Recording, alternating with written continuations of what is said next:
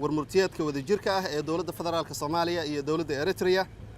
madaxweynaha jamhuuriyadda federaalka Soomaaliya mudane Maxamed Cabdullaahi Farmaajo iyo madaxweynaha dowladda Eritrea mudane Asiyaas Afwerqi waxay kulamo wada tashi ah oo 2 maalmood socday 13 iyo 14 bishan December ee 2018 ku yeesheen magaalada Muqdisho Soomaaliya labada madaxweyne waxay wada hadalladooda ku yeesheen Villa Soomaaliya waxayna ku heshiiyeen inay xoojiyaan xiriirka taariikhiga ah ee labada dal iyada oo si dhow la isaga kaashanaya dhammaan dhinacyada danta u ah labada dal sida ganacsiga maalgashiga iyo xiriirka tooska ah ee labada shacab madaxweynayaashu waxay ka dhawaajiyeen sida ay uga go'an tahay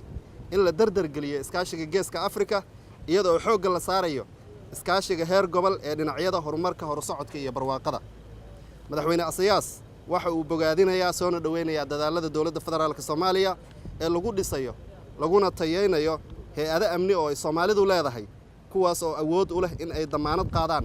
nabadda iyo amniga dadka Soomaaliyeed ay astaahilaan iyaga oo si buuxda u garowsan baahida loo qabo in la helo hanaan lagula tacaalo halista casriga ah ee argagixisada iyo saboolnimada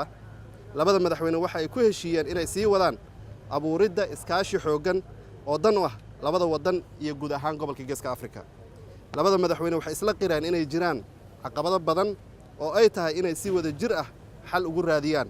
sidoo kale waxay ku heshiiyeen in ay mideeyaan taageeradooda iyo dadaalkooda wada jirka ah si loo xalliyo caqabadaha ay labada wadan si gaar ah iyo si guud ahaanba u wajahayaan madaxdu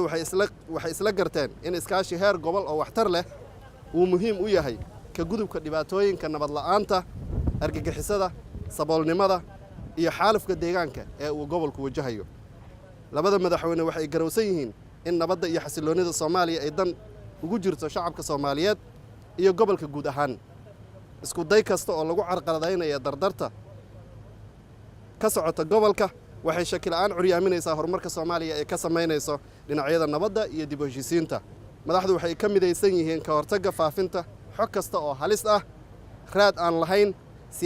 siyaasadina dabada ka riixayso waxayna dhammaan ugu baaqayaan inay ka qayb qaataan nabadda iyo xasiloonida Soomaaliya